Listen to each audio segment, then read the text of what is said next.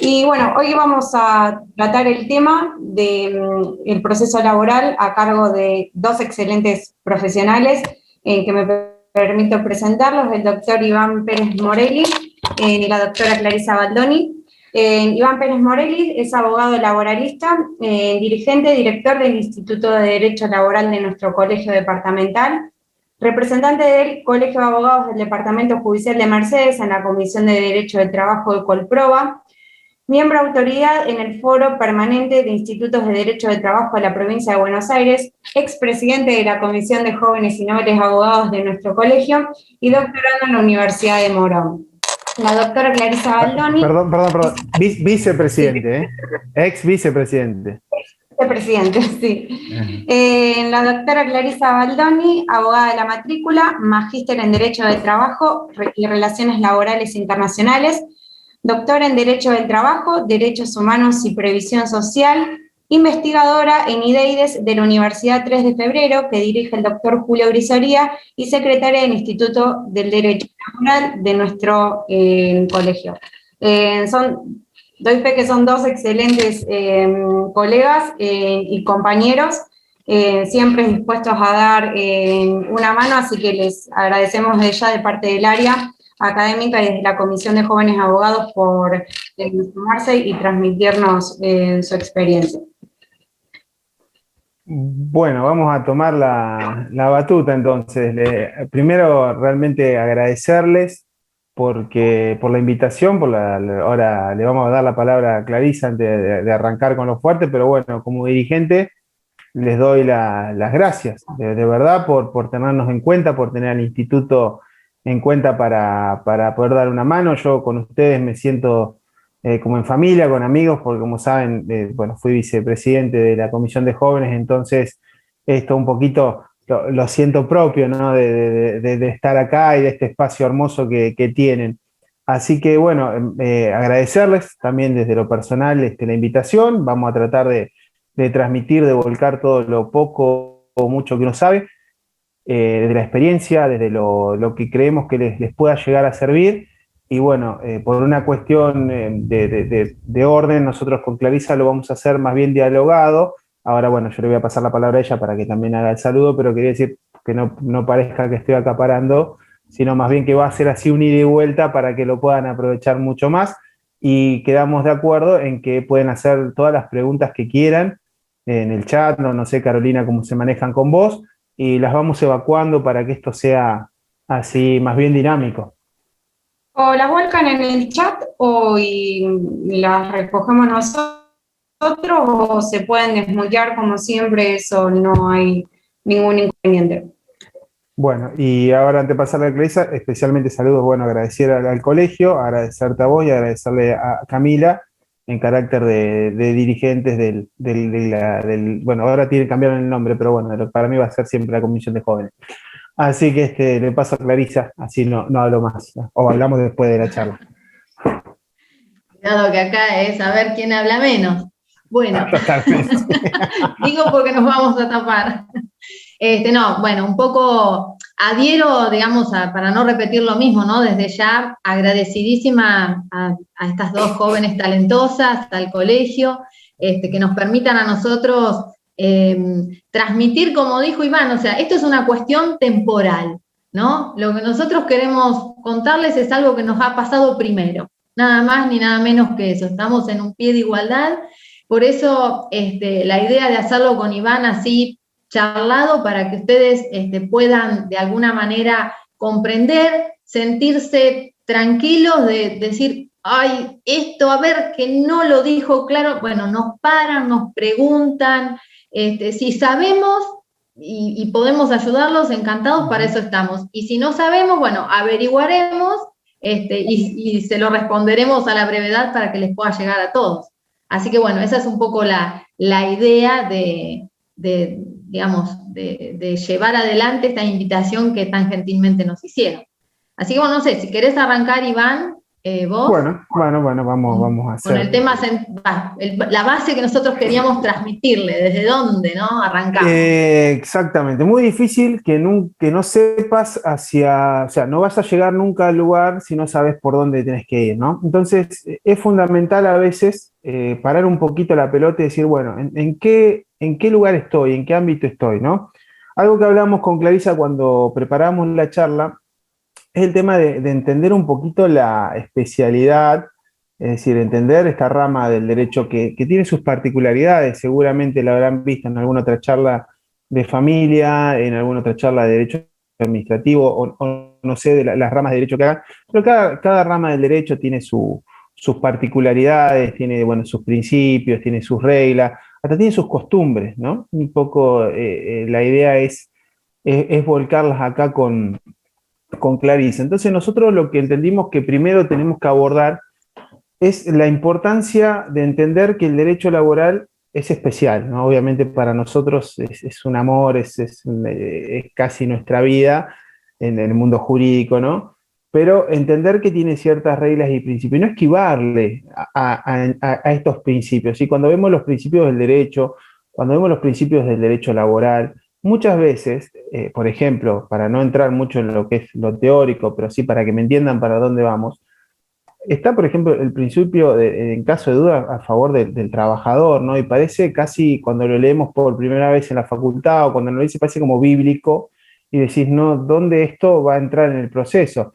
Pero cuando empezás a tener diferentes rodajes y empezás a ver normas y decís, bueno, hoy, por ejemplo, que tenemos el tema de las vacaciones y que no se otorgaron el año pasado, se otorgan ahora, los principios, buena fe, principio en favor del trabajador, el principio de conservación del contrato, adquieren valores superfluos, realmente son realmente operativos. Entonces, un poco vamos viendo con Clarisa, y esto es quizá también una invitación, a que se especialicen dentro de lo que es la rama. Así que estudien, que se formen. Siempre yo digo, en caso de duda, cuando no sabemos qué hacer con la profesión, vamos a los mandamientos de Couture y ahí es una guía para saber hacia dónde tenemos que ir en la profesión. Estamos siempre los que quizá tenemos un poquitito más de experiencia y estamos dentro de la colegiación, que aprovecho, hago el espacio para decir, estamos siempre a disposición para ayudar. El instituto, el colegio está siempre.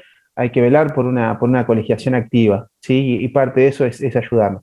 Así que no hay que tener dudas en quedarse con las dudas, conocer, hay que consultar, hay que trabajarlo, pero sobre todo por eso hay que estudiarlo, ¿sí? Y hay que entender que hay ciertas reglas dentro de lo que es la rama del derecho laboral que nos van a regir y que la van a distinguir de otras ramas del derecho. Yo no sé si vos, Clarisa, acá querés agregar algo para poder haciéndolo en ida y vuelta. Claro, sí, sí. Bueno, un poco la idea de querer contarles esto tiene que ver con algunas cuestiones prácticas, como decir, bueno, a ver, ¿desde dónde partimos cuando tenemos un caso laboral? Por lo general, un intercambio telegráfico. Pero antes de eso, yo le quería contar una breve anécdota que me pasó hace unos días, como para que entiendan por qué nosotros apuntamos tanto a, bueno, el derecho laboral es algo que es muy difícil que no vaya a atravesar en algún momento de sus vidas, en sus carreras. ¿Por qué? Porque al igual que familia, son cuestiones que hacen a la vida humana, ¿sí? Toda persona trabaja, o la mayoría de las personas trabajan. Entonces, siempre vamos a llegar a tener una consulta en el derecho laboral. ¿Qué pasa si no estamos, o no lo alcanzamos a entender? Y bueno, podemos hasta perjudicar a nuestro cliente, estemos de un lado o estemos del otro. ¿Por qué? Porque si tenemos una postura, y ahí voy un poco a la anécdota que yo se la comentaba a Iván, con unos colegas que aprecio muchísimo, que hace unos cuantos años que están, pero como civilistas, son excelentes civilistas. Entonces me pasó en estar en una audiencia de vista de causa, previo a la vista, para poder llegar a un acuerdo, a un arreglo, y no había forma de poder explicarles cómo llegaba a un resultado, ¿no? estábamos en un tema de reparación integral y estábamos usando la fórmula que usa el Tribunal de Trabajo, ¿sí? ¿Por qué? Porque también esta es otra de las cuestiones que tienen que estar sabiendo. Por ahí no me quiero ir por las ramas, de última, Iván, me frena. Pero, a ver, también es cierto que cuando nosotros estamos en la facultad, nos enseñan que hay un código, que hay una ley, y después cuando empezamos a andar nos damos cuenta que cada juzgado, cada tribunal tiene sus propias particularidades y que nosotros nos tenemos que ir adaptando a eso, ¿sí? Entonces, bueno, en este caso se aplica una fórmula. Y la discusión del otro lado estaba en, pero esa es una fórmula para una muerte.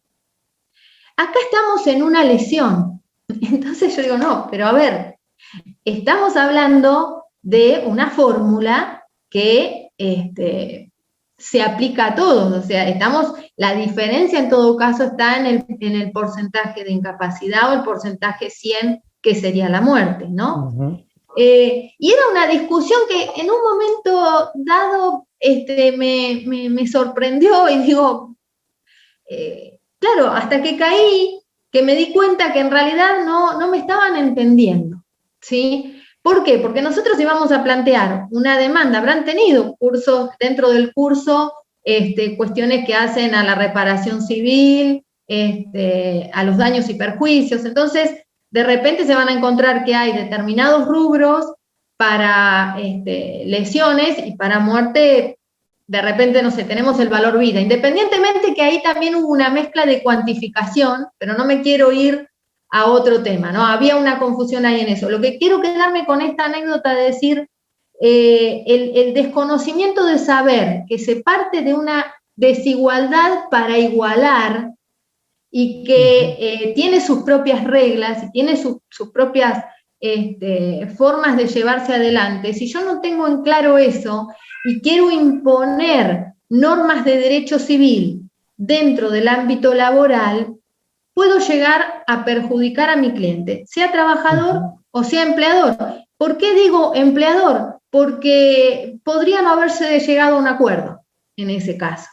Entonces, es importante tener en cuenta esto y a partir de esto empezar, y ahí tiro una cosita y ya te lo dejo, Iván, pero que tiene que ver con el intercambio telegráfico y la importancia de cuando, en especial si vamos a generar un despido indirecto, por ejemplo, tener muy en cuenta cuáles son las causales y qué es lo que voy a decir, porque muchas veces hacemos el intercambio telegráfico a las apuradas. Si estamos parte empleadora, nos corre el tiempo, entonces con más acelerados estamos, pero es importante detenerse en ese intercambio telegráfico y que no se nos escape nada, porque todo lo que no digamos en el intercambio telegráfico, después no vamos a poder reclamar o fundamentar en la demanda o en la contestación. Ahí te dejo, Ivana, si seguís vos. No, está perfecto. Es más, yo siempre los que me conocen saben que yo me apasiono cuando la escucho Clarisa, porque es una persona que sabe muchísimo, y acá siempre hay que tener la postura mental de que siempre se puede aprender más. Entonces, eso es lo que nos va a llevar a ser cada vez mejores profesionales. Lo que bien decía Clarisa, y es interesante que esto lo anoten, aunque sea mentalmente, que más allá de los principios, de las cuestiones que nosotros tengamos casi hasta dogmáticas a veces de la universidad, tenemos que hacer un equilibrio entre lo que es la defensa de los derechos de la parte que nosotros estamos y el lugar en donde lo vamos a hacer, ya sea Ministerio de Trabajo, Tribunal de Trabajo de Mercedes, de Junín, de Pergamino, de donde sea. Entonces, una manera de saber, de poder ir viendo, es intentar leer los fallos que hay dentro de los diferentes tribunales y además saber cuáles son las posturas de la Suprema Corte de la Provincia de Buenos Aires, ¿sí? ¿Por qué Clarisa le hacía mucho hincapié con el tema de los telegramas? Uno va viendo, o les puedo decir, yo esto lo digo a título personal porque se está grabando y hay que hacerse cargo, yo entiendo que hay dos partes fundamentales o dos puntos críticos dentro de lo que es el proceso o el caso laboral, que uno es el intercambio de cartas, de telegramas, de misivas, para ser más técnico. Y el segundo es la parte de la prueba, fundamentalmente la prueba testimonial, muchas veces en el caso cuando no tenemos trabajadores no registrados, o diferentes oficios o pruebas que podemos obtener a través de los diferentes medios que vamos a ver. Entonces, por eso hay que hacer hincapié en esas dos cuestiones. Un poco viene lo del tema de los telegramas, de saber de que tienen que tomarse el tiempo, no digo una semana, pero sí no esa cuestión de contestar rápido para sacárselo de encima, porque eso te va a dejar fijado el caso, ¿sí? Que es lo que decía Clarisa. Entonces, estudiar, saber qué es lo que yo quiero transmitir a través de la carta, ¿no? Una vez hay que ser completo sin ser sobreabundante, sino poner cosas por las dudas. A veces, por ejemplo, si sabemos, a mí me pasa algo, esto lo digo de forma particular, el 90-95% de mis clientes son trabajadores, pero tengo un 5% que son empleadores. Entonces, cuando a mí llega alguna carta, y veo que de la contraparte, habiendo estado extinto en la relación de trabajo, me intiman por la 24013, a mí ya como que, o sea, te da como a pensar, decir, bueno, a ver esta persona si realmente lo hizo. A veces lo hacemos de cómodos, ¿no? Pero es ahí a donde va el consejo, la sugerencia, es decir, tomás ese tiempito, porque habla mucho también del caso, de lo que vamos a transmitir, de lo que le vamos a decir a la contraparte, ¿sí? Entonces, de estudiarlo, decir, bueno, ¿qué estamos? Frente a una relación vigente, estamos, o sea, se aplica la 24013, estamos sobre una relación extinta, tendré que ir por las multas de la 25323. Esos son los puntos que quizá decir, más que hoy hacer un desarrollo de esas leyes, lo que quiero buscar es decir, es la actitud frente a eso, ¿sí? De tomarse un día, de verlo, de estudiarlo, de preguntar, ¿sí? Ya después sale naturalmente. Pero bueno, con los telegramas vamos viendo, ahora le voy a pasar la palabra a Clarisa para que ella siga ampliando también, pero yo veo esa cuestión, ¿no? Sí, ser claros, saber qué decir. Esto es también ir trazándose y pensando la estrategia y pensando que muchas veces esto probablemente no se arregle, ¿sí? Porque yo tengo colegas que a veces dicen, no, bueno, pero esto lo vamos a arreglar o es arreglable. No lo sabemos. Y dentro de ese caso que nosotros estamos trabajando, están los intereses de nuestro cliente. Intereses en el buen sentido, expectativas, dependiendo si defendemos al empleador o al trabajador y a qué tipo de empleador y a qué tipo de trabajador. No es lo mismo un trabajador que está en la indigencia con una persona que quizás dejó su trabajo y está en otro, y no es lo mismo un empleador que es un almacén de barrio que Arcor, Bagley o una multinacional, ¿sí? Son diferentes las expectativas. Entonces, entender un poquito eso y darle la importancia que tiene. Clarisa. Sí, bueno, básicamente, yo no sé si, digamos, en algún momento hay duda de algo de lo que hablamos, nos paran y aclaramos o lo que quieran, ¿eh? Esto tiene que ser una charla y les tiene que servir. Si no, no tiene sentido que estemos por ahí hablando y, digamos, si hay algo en particular, ustedes preguntan. Yo, por ejemplo, me tomé, digamos, el trabajo, no llegué a hacer un PowerPoint, pero por los tiempos, pero sí de buscar algunos casos, algunas cositas como para poder mostrarlos. Entonces, uno de ellos, por ejemplo, es el artículo 80, ¿no? En el telegrama.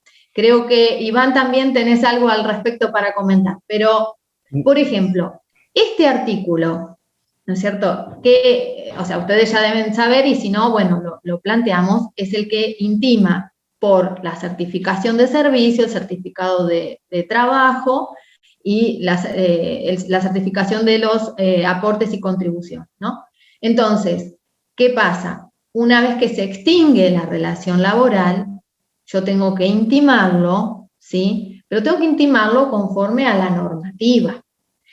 Yo tengo un telegrama acá en el que, obviamente no voy a dar los casos ni nada, porque la idea no es exponer a nadie, sino mostrar, en el que extingue la relación laboral, ¿sí? Y en el mismo artículo intima por el artículo, en el mismo telegrama, perdón, intiman por el artículo 80, que no está mal a veces sobreabundar en algunas cuestiones y asegurarse, pero, digamos, después tiene que pasar los 30 días y hay que intimarlo otra vez por 48 horas. O sea, en este caso, el telegrama, en el mismo momento que se considera despedido, presenta, digamos, la intimación por el artículo 80, y después inicia demanda y nunca más vuelve a mandar otra intimación.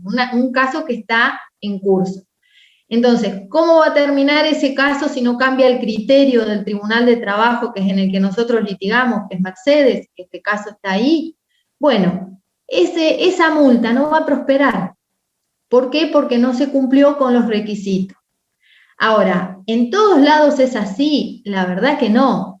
Hay criterios en otras jurisdicciones donde dicen, bueno, de repente, si el empleador o no estaba registrado, era obvio que la certificación no se le iban a entregar, o no le contesta, entonces, ¿por qué va a tener que esperar? Entonces a partir de ese razonamiento lo consideran viable. Sin embargo, no es la postura que nosotros tenemos.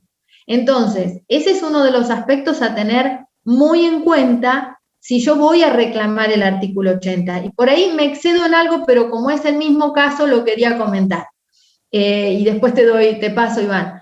En esa misma misiva, el trabajador se considera despedido por un ius variandi. No explica cuál es el ius variandi. Una vez que se considera despedido, intima por pagos de diferencia, no intima, digamos, plantea que va a iniciar un juicio por las diferencias salariales, cosas que no hizo, no lo constituyó en mora, no lo intimó previamente, ¿sí? Y para todo esto, después en la demanda, hace una liquidación que inclusive la hace con un perito contable de parte. O sea que la pericia, la liquidación contable está perfecta, y agrega el artículo 2 de la 25.323, pero no lo intimó por ese artículo. Entonces, todavía no sabemos la suerte de ese juicio, pero ya sabemos que son cuestiones que no estuvieron en el intercambio, y que el criterio, a menos que cambie, esta es una cuestión personal mía, dirá Iván si coincide o no van a prosperar. Entonces, estas son las cosas que tenemos que tener en cuenta. Quizás no haya habido mala fe, quizás haya habido un apuro, por eso yo les decía de tomarse un tiempo, porque a veces estamos acelerados y necesitamos hacer el telegrama y lo hacemos, y después, fíjense en la importancia, es decir, no hago la liquidación yo, que la haga un profesional contable. Entonces, digamos, habla de cierta responsabilidad, pero cuidado, eso lo tendrías que haber hecho antes o consultar al contador antes para después, para pedir todo lo que ibas a reclamar en esa liquidación, pedirlo en el telegrama, previo a considerarte despedido, porque aparte ahí hay otra cuestión más, que tiene que ver con la causa que hace al despido indirecto. Tenía posibilidad por faltas de pago, por diferencias salariales, además del ius variandi. Ahora, si no prueba el ius variandi, se le cae la causal del despido indirecto. ¿Entienden la importancia? Y tenía otras cosas para poder incorporar en ese telegrama. Pero bueno, no quiero irme muy de tema. Iván, a lo mejor vos tenías la anécdota del artículo 80 también. No, claro, es importante eso, bueno, lo que venimos hablando del tema de saber dónde estamos litigando, lo que es, bueno, un poco la normativa, porque yo, por ejemplo, los que algunos saben, yo mucho tiempo trabajé en tribunales en Rosario, llegué a ser relator de un juzgado laboral, ellos son juzgados. Y allá, por ejemplo, el artículo 80, si vos intimabas, aún en la primera carta, cuando era un trabajo no registrado, nosotros entendíamos que era una obligación de imposible cumplimiento. O sea, no va a poder dar cumplimiento a ese certificado, a cumplir cabalmente el artículo 80. Entonces, a partir de eso directamente se aplicaba, pero bueno, es otro criterio, es otra provincia, y entonces ahí es donde uno a la fuerza tuvo que entender que, bueno, el criterio acá es uno. Lucharemos, se podrá plantear eventualmente una inconstitucionalidad de eso, pero no podemos dejar, ¿sí?, de tener el norte, que es tratar de que nuestro cliente tenga el goce pleno de sus derechos, ¿no?, de la defensa. Es importante con esto de los telegramas, y ahora vamos a pasar a lo que es Ministerio de Trabajo. Si hay alguna duda de telegramas, de algo, chicos, manden, estamos para eso. Muchas de las cosas que nosotros decimos con anotar los artículos, con anotar la ley o la cuestión, lo pueden buscar en cualquier libro, ¿eh? O sea, por eso a veces pasamos un poquito con los requisitos, o sea, los requisitos del artículo 80 son mandar por 48 horas después de del mes de despido, lo pueden buscar en las leyes. Entonces, tratamos de hacer eso, no es que uno sino que tratamos de volcar lo que es la experiencia. En los telegramas, entonces, fuimos viendo todo lo que es la necesidad de ser preciso.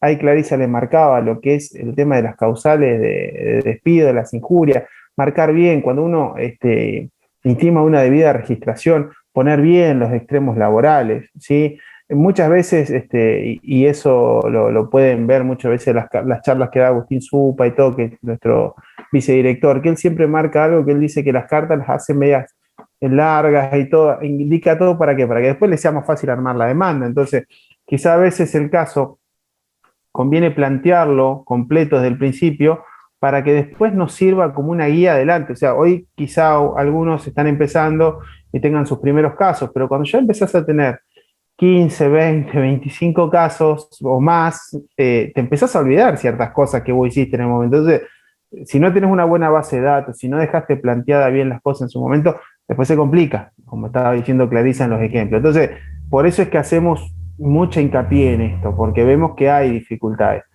Bueno, respecto a los telegramas también, el tener lo que se llamaría la diligencia. Ustedes saben que los telegramas tienen carácter recepticio, es decir, van a tener vigencia o valor en el momento que llega, que son conocidos por la contraparte. Si la contraparte no los recibe y el domicilio efectivamente es, obviamente se lo va a tener por notificado. Hay un artículo del doctor Tula, para que lo pueden buscar, que está dando vuelta en internet, sobre telegramas, intercambios telegráficos, que es muy bueno, y creo que después escribí un libro. O sea, les voy dejando como fuentes para que puedan ir a hacer consultas.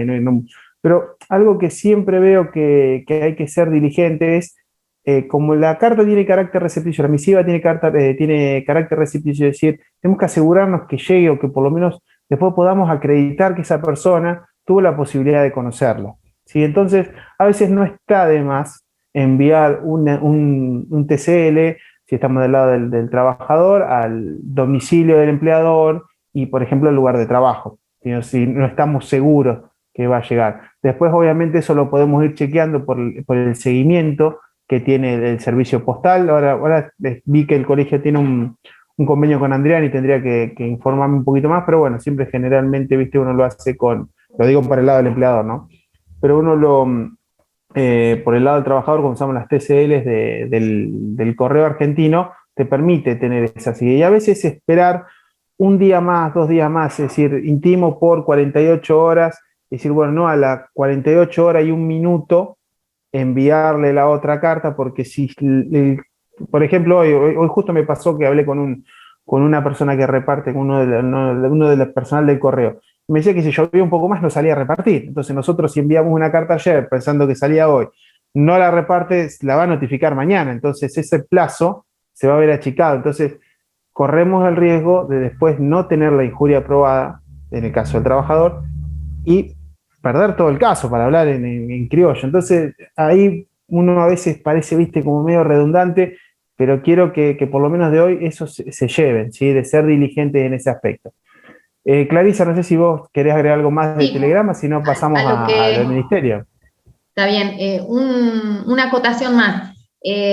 Una cuestión muy útil para contar, como él dijo, es de carácter recepticio, es hacer el seguimiento, o sea, ingresar a la página del correo si lo que enviaron es el telegrama o la carta documento, pero igualmente los otros correos también tienen modos de seguimiento.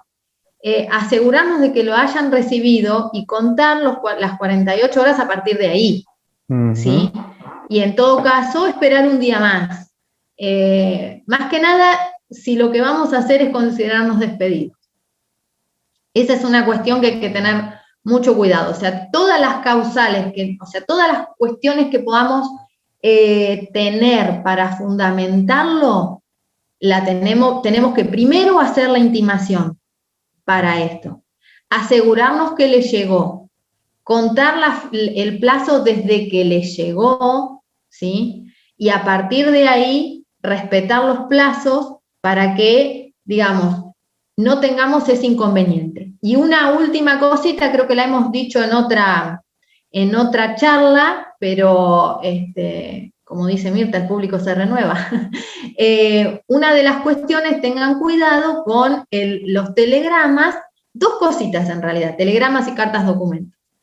Van a encontrar jurisprudencia de Capital Federal que los toman como instrumentos públicos. Entonces, dicen, bueno, listo, yo los acompaño y ya está, ¿no? Que si el otro no hace una redargución de falsedad, ya está. Cuidado, en nuestro caso, en nuestra jurisdicción, no lo toman así. Si la otra parte no acompañó el mismo, no lo reconoció y yo no hice el oficio al correo, pierdo esa prueba.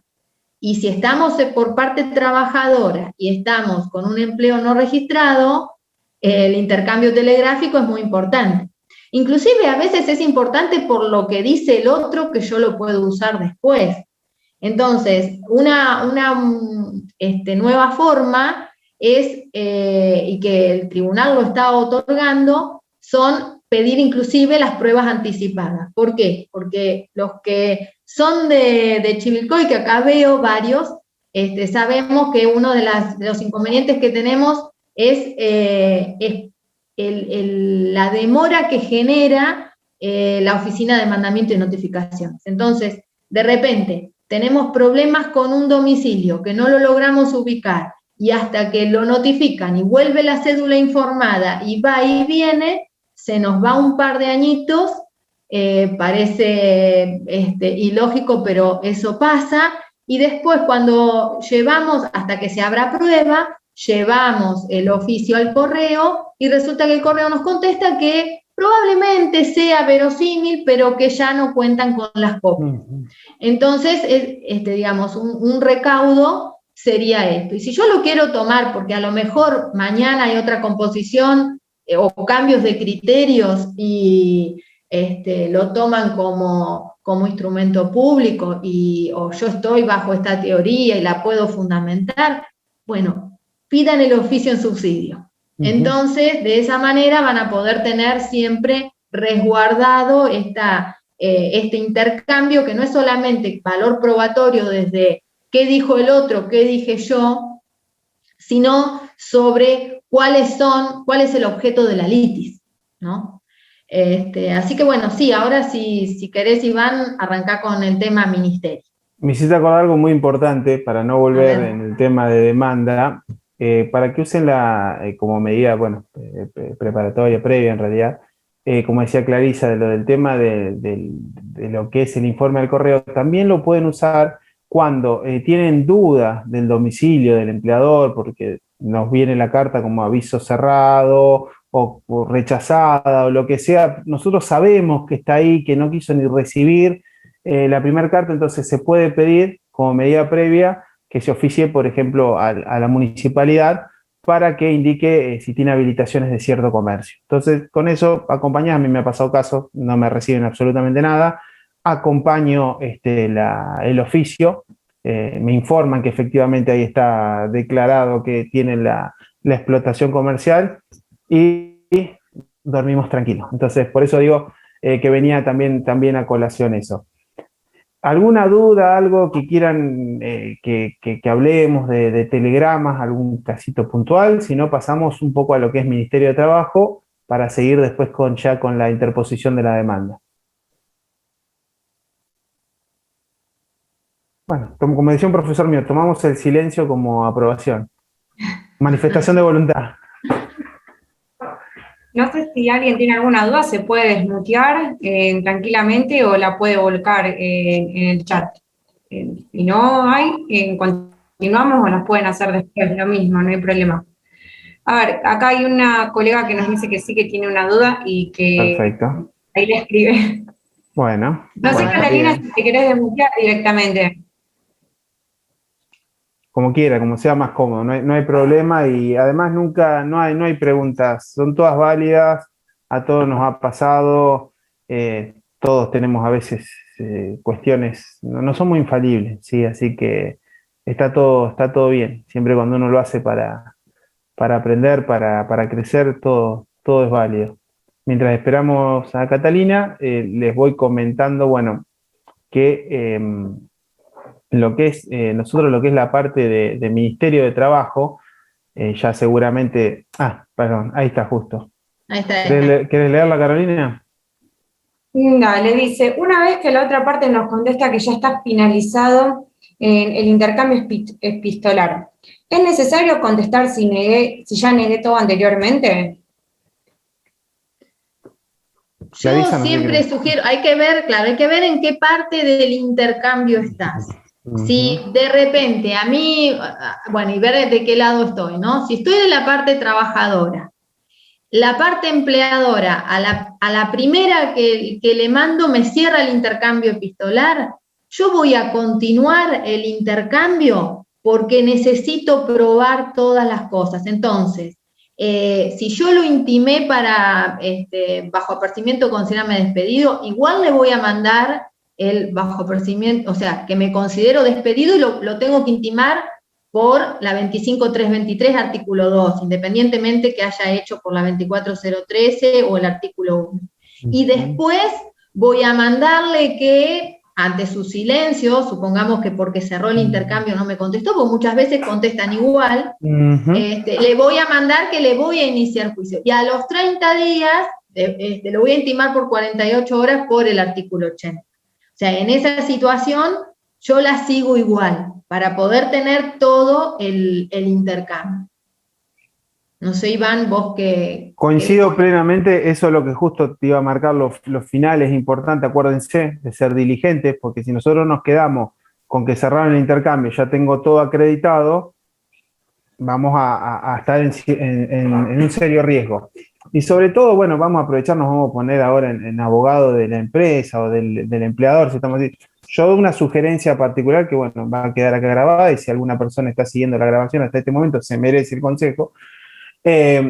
Yo siempre salvo que sea un intercambio de esos largos, esos que ya vamos 7 cartas, 6 cartas, y niego que niego y ratifico que ratifico, que ya se empiezan a poner, que ahí ya sí no podemos, por ejemplo, estando del lado del empleador, ¿no? Decirle a nuestro cliente que siga gastando en una carta o documento, porque ya nos empieza hasta a mirar raro.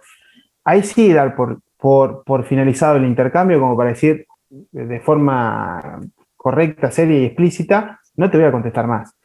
Pero de no ser necesario, yo es una fórmula que la usaría de última ratio, porque no solamente cuando ustedes piensen que cuando van a ver el expediente, la persona que lo va a ver, el juez, el secretario, el funcionario que esté, porque obviamente no es que todo lo miran los jueces, estamos entre colegas, ya sabemos eso, es una ficción, que es el juez el que a veces está con todo el conocimiento del proceso, sino que a veces es un empleado, un funcionario que lo revisa, va a conocer la causa y los elementos de acuerdo a lo que nosotros le llevemos. Entonces, esa persona que mira y me dice, primer carta, cerró el intercambio. Y piensen ustedes, estando como juzgadores, no queda muy bien. Entonces, traten de seguir el intercambio hasta donde sea razonable, ¿sí? Entonces, siempre mantener una postura, contestar, tratar siempre desde lo quizás estratégico, ¿no? De ver qué contesté, tomarse 2 minutitos. Yo parece muy loco, ¿no? Pero me ha pasado en contestaciones que me dicen que no, que bueno, que me niegan la fecha de ingreso, pero después que no, que estaba bien y después está mal la jornada de trabajo. Y entonces voy a decir, pará, y son errores que nos pueden pasar a todos, como a veces que nos olvidamos, muchas veces, ¿cómo te puedo olvidar de firmar una demanda antes cuando la demanda se incorporaba? Y pasa. Entonces, te tomás 2 minutitos, agarrar la carpetita, ves que pusiste y lo volvés a tomar. Entonces, ahí es donde se ve ya la diligencia en práctica, ¿no? Bueno, quería hacer eso, ve que ya me fui mucho.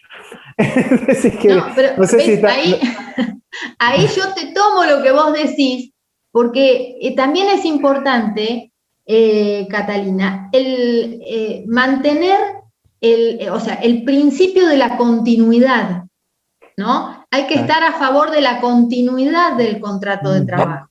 Entonces, si tanto esté como empleador o como trabajador, yo tengo que demostrar buena fe y que, digamos, mi prioridad es mantener la continuidad de la relación laboral. Por eso también, digamos, yo voy haciendo todos los intercambios, hablo desde lo personal porque, a ver, otro puede tener otra estrategia. Yo les cuento desde mi lugar. Pero de repente, si yo intimo, ¿no? Y en la segunda ya me consideré despedido, y bueno, es una ruptura muy abrupta.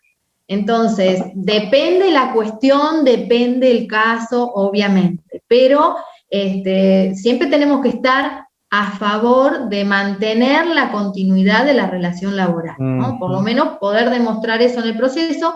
Y a su vez hay otra cuestión más que me surge a raíz de lo que hablaba Iván, que tiene que ver con la claridad. Cuando él dice, a ver, ahí sea un juez o un funcionario el que va a analizar. Pensemos que, aunque tenemos oralidad, es al final del camino. Este proceso es por excelencia escrito. Entonces, si a su vez no somos claros en el intercambio o no somos claros en la demanda o en la contestación, eso nos puede jugar, digamos, una mala pasada. Entonces, es muy importante ser claros. Por ahí, no demandas extensas si no lo amerita, pero sí dejar bien en claro qué es lo que yo quiero transmitir, cuál es el objeto o cuál es mi defensa. Pero eso tiene que quedar claro, tanto en el telegrama, y que tiene que tener coherencia después con la demanda. Que bueno, después háganme acordar, porque no quiero ahora, porque iba a hablar del ministerio, pero esto de el principio de congruencia y la invariabilidad de la causa, que parece algo, bueno, nos enseñan en la facultad y decimos, ay, pero ¿cómo? Si yo me voy a considerar despedido por un tema, después en la demanda voy a poner otro. Tengo un casito práctico para comentarles, pero después del ministerio, si no me va a matar Iván. No, me encanta. Además, yo encantado, y además a mí me surgen más cosas. Bueno, ahí justo le iba a preguntar a Catalina si lo había entendido, nos pone que alegro, sí. Así que vamos bien por ahí. Y no se durmió escuchándonos, eso es importante. Fundamental.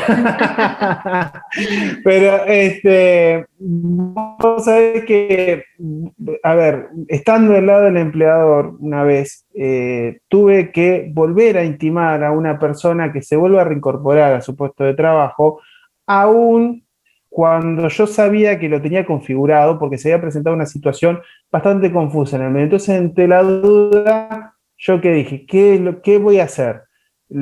Es tentador a veces decir, doy por finalizada la relación, lo configuro, pero como había una arista, había un tema bastante particular, preferí volver a decir, bueno, en pos de la buena fe, de la conservación del puesto de trabajo, del vínculo laboral, lo vuelvo a intimar para que en 48 horas se vuelva a presentar a su trabajo, todo lo sucesivo. Volvió a pasar lo mismo, y por suerte, porque terminó mal, el caso ya viene, uno ya va oliendo cuando tiene cierta experiencia cuáles van judicializados completamente y cuáles pueden llegar a ser en el medio los que vas a poder resolver. Me sirvió muchísimo, porque no pudieron dar vuelta a eso, es decir, más buena fe era imposible. Nadie te intima 2 veces a que te vuelvas a presentar a trabajar. Entonces, que hasta Clarisa ya me mira como raro, me dice, ¿cómo hiciste eso? Pero sí, bueno, en ese momento lo ameritaba. Por eso le digo, a veces es cuestión de ir a los principios, ir a lo que realmente a lo que guía el derecho laboral, para darse cuenta cuál es la mejor estrategia. Obviamente hay muchas aristas y hay muchas estrategias en el medio. No sé, Carolina, tenemos una consulta, si querés que respondamos.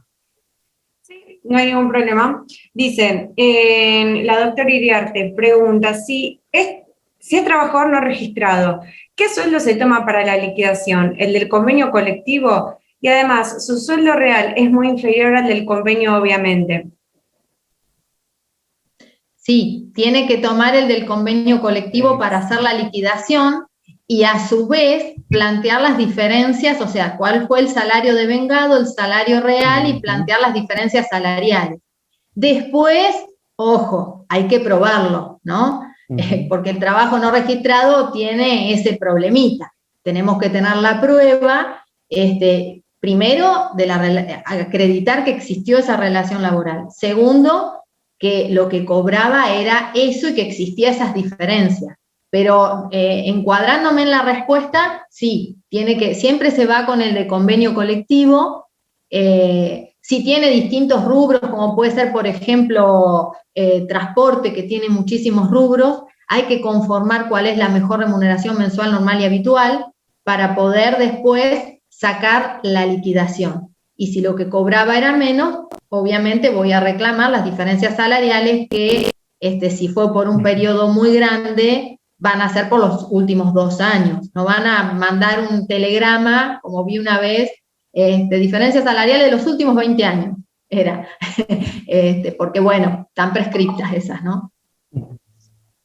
No sé si, bueno, acá, Silvana, Bueno, creo que vos sabés no sé que es si Iván importante tenés eso que otra decías, postura. porque, no, está bien. Sí, no, que para resumirlo quizá en 2 términos y que les quede decir, hay que reclamar por lo devengado y no por lo percibido. O sea, el que se toma es el sueldo devengado, que es lo que estaba diciendo Clarisa. Así que, bueno, creo que Grisolía lo aborda bien en el Sí. manual, y Sergio Arce también, que vino a dar charla, es muy claro al respecto. Yo les voy dejando también algunos tips como para que puedan retomar de ahí, porque, viste, bueno, uno ya está acostumbrado a las charlas virtuales y a veces se nos pasan cosas, entonces, pará, acordé que dijeron tal cosa, vamos a la grabación, y bueno, y ahí les queda como una especie de bibliografía. Creo que, bueno, no sé, Carolina, ¿está bien respondida? No, Si quieres ¿hola? continuar, Perfecto. Bueno, vamos a ¿me avanzar un escucho? poquito con lo que es la parte del ministerio. ¿Cómo? Si me escucho bien, porque tengo internet que me están dando medio, cerré todo, pero a lo mejor me quedo bien. Listo. Sí, No, no, se se escucha escucha bien, se bien. escucha bien. Perfecto. Bueno, el Ministerio de Trabajo, como saben, es una instancia, lo tocamos acá porque cuando empezamos la profesión, es como, a ver, un alimento, algún despido, siempre viene y lo primero que tenemos que ir o solemos ir es al Ministerio de Trabajo a iniciar el reclamo. Hay ciertos requisitos previos que ahora lo va a marcar Clarisa, como el caso del intercambio, ¿no? Obviamente, previamente, pero que sepan que es una instancia optativa. ¿Sí? No es obligatorio ir por lo del Ministerio de Trabajo. Yo lo iba a decir al final, pero lo digo al principio, para que no nos baje el rating. El Ministerio de Trabajo es una buena herramienta. ¿Sí? No es la herramienta definitiva como lo piensan muchos. Y yo desde lo personal lo utilizo cuando cuando son casos arreglables, ¿no?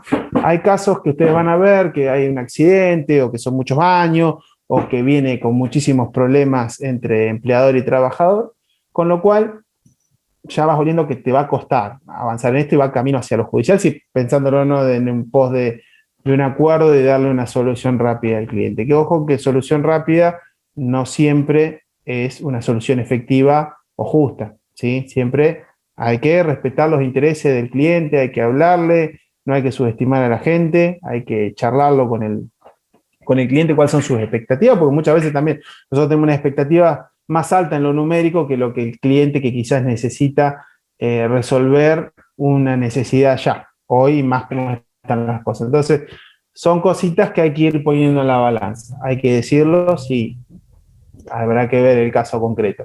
Pero bueno, no es una instancia obligatoria, yo en lo particular lo uso cuando tengo un caso arreglable. Hoy en día, por lo que son el reglamento que tiene, hemos trabajado mucho de eso en Colproa, los ministerios de trabajo no están homologando, o sea, apréndanse la diferencia entre registración y homologación, que va a ser importante en este tema que vamos a hablar, no están homologando los convenios de trabajo no registrados, ¿sí? Solamente los registran, perdón por la redundancia de las palabras, pero es así. ¿Qué quiere decir? Que te van a tomar el acuerdo, pero al no estar homologado no es extintivo de los derechos, o sea, tranquilamente se puede seguir el reclamo. Pasa lo mismo cuando se hace un convenio extintivo de una relación no registrada en una escribanía, ¿sí? O con medio de un papel, o he visto, me han llegado al estudio que lo obligan al trabajador no registrado a mandar una carta de renuncia. O sea, no podés renunciar si no estás registrado. O sea, al revés, estás probando, a ver, si bien el telegrama es un acto unilateral del trabajador, pero juntado con otras pruebas, puedes decir, ¿por qué le manda este trabajador un telegrama de renuncia si no estaba registrado? Entonces, esas son las particularidades que vamos haciendo. Pasé por lo del final, por lo del estratégico, Clarisa tiene su postura también, y me interesaría que desarrolles un poquito de lo que ya vinimos hablando de los requisitos y un poco cómo entrar por ahí. Sí, digamos, cada ministerio en sí tiene sus requisitos, que es lo que te pide, ¿no? Pero más allá de eso, digamos, desde mi punto de vista, yo voy al ministerio cuando los casos están arreglados y estoy por la parte trabajadora. ¿Por qué? Por esto que acaba de decir Iván. Justamente antes de esta charla cerré un acuerdo con un colega y yo estoy por la parte empleadora, entonces le digo, bueno, no, vamos a hacer la homologación judicial. ¿Por qué? Porque le da, al ser no registrado y por lo tanto no poder tener la homologación, no hay una cosa juzgada. Entonces, si estamos por la parte empleadora y es un reclamo que, digamos, puede ameritar una diferencia, después vamos a tener problemas con nuestros clientes si dentro de un tiempo les aparece una demanda, ¿sí? Y nosotros le dijimos que ya había solucionado el conflicto. Entonces, digamos, me parece una herramienta interesante, a veces hasta como con efecto psicológico, ¿no? Porque no es lo mismo de repente tener que sentarse en una audiencia, estar citado al Ministerio de Trabajo, facilita por ahí la negociación, pero también si tenemos en cuenta que no es un paso obligatorio y vemos que el caso da para largo, para un juicio, realmente estamos perdiendo un tiempo precioso. Más que nada, insisto con los colegas chivicoyanos, el tiempo que demoramos después en poder notificar. Entonces, si gastamos ese tiempo en el Ministerio de Trabajo, se va a complicar. Así que bueno, yo cuando voy por parte trabajadora y, digamos, la otra parte me dice que lo quiere inscribir o que lo quiere registrar, cualquiera de los, o homologar, porque también me ha tocado de casos registrados, digamos, y que se pudo homologar, yo no tengo inconvenientes, pero para mí, cuando represento una empresa, siento más seguridad con la homologación, que ahí sí, digamos, por ahí no es una herramienta muy frecuente, pero úsenla porque no es compleja. Lo importante es llegar, y acá me parece sí más interesante que puedan saber los requisitos. El acuerdo lo tienen que hacer, obviamente, las partes, y lo van a tener que firmar las partes de manera electrónica, ¿no? Entonces, no van a tener un conflicto después de traslado y traslado. Entonces, lo van a presentar, preséntenlo con el bono, con el IUS, expliquen bien quién es el actor, quién es el demandado. Previamente tuvo que haber un intercambio telegráfico, entonces expliquen cuáles son, digamos, las pretensiones que tiene el actor y cómo la reajusta, ¿sí? Vuelvo con el ejemplo que dije de los 20 años. Si pidió algo que vemos que no es viable, ya tenemos que tratar de eso, de consensuarlo para que, para llegar al número, porque después van a analizar, a ver, ¿cómo? ¿El reclamo da 1 millón de pesos y arreglan por 100.000 pesos? El juez no, el tribunal no va a homologar. Entonces, tengo que reajustar, mostrar, y bueno, obviamente la parte empleadora no va a reconocer, sino al solo efecto de conciliar y de resolver el conflicto, va a aceptar y va a hacer una propuesta, ¿sí? Y dentro de esa misma propuesta va a establecer, digamos, la forma de pago, cuáles son los honorarios, va a pedir la apertura de la cuenta. Después el trabajador, cuando esto se presenta y está todo bien, el tribunal lo que va a hacer es dar, digamos, va a sacar el primer proveído y va a llamar al trabajador, a menos que falte algo y lo reclame, a que se presente a ratificar el acuerdo.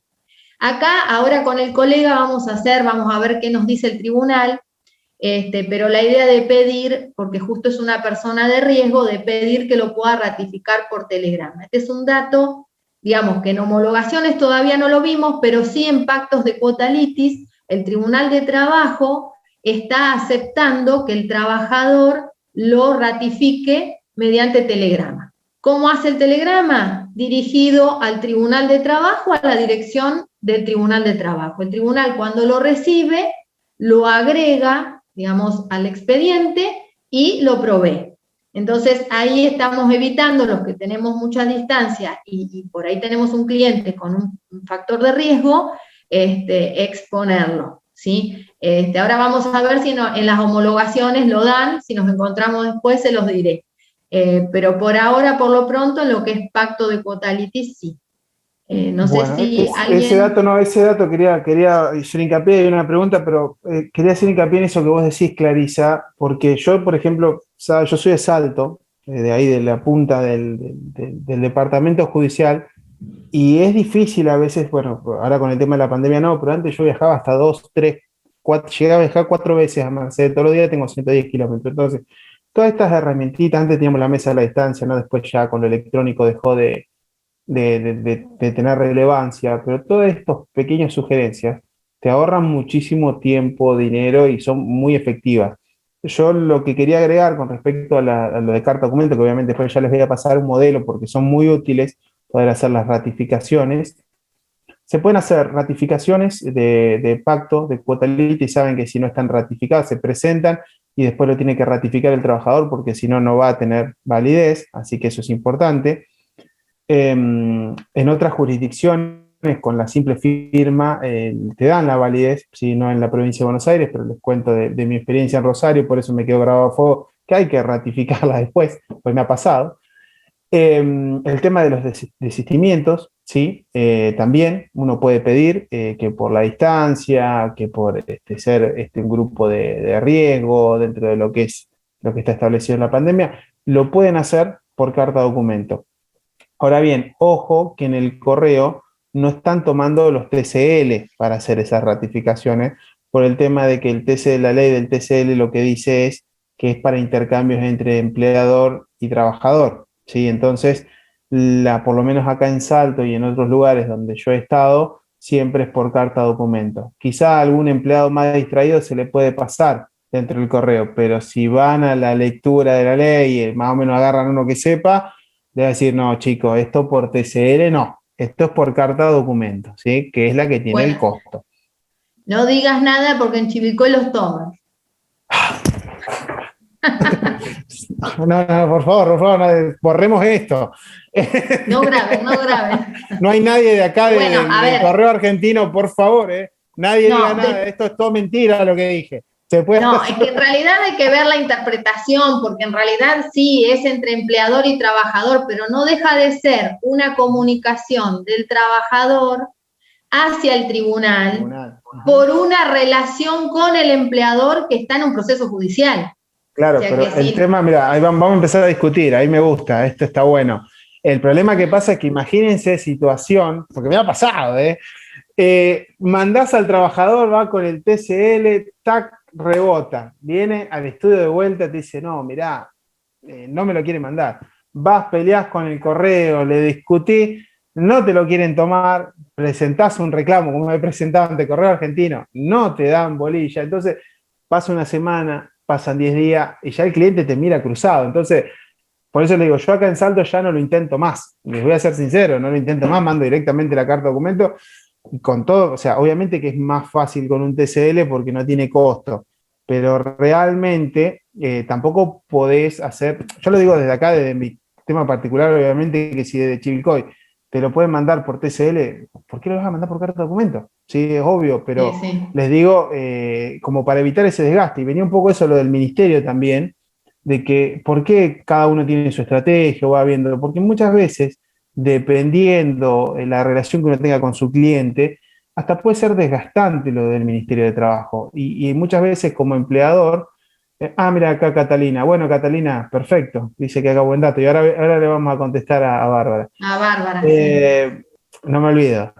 Pero es importante esto del ministerio porque muchas veces tienen que tener en cuenta, ¿por qué vuelvo a esto de las expectativas? Vos vas con el trabajador, pensando que se va a poder solucionar, que entre gente razonable vas a poder solucionar algo, por ejemplo, como me ha pasado a mí, de sueldos adeudados, que es algo que sabés que son rubros remunerativos y que van a proceder. O sea, no importa si después se pierden, no se logran acreditar las injurias, los sueldos adeudados se los van a reconocer. Si el empleador no tiene los recibos firmados o no sale o no surge de la prueba que hayan sido abonados.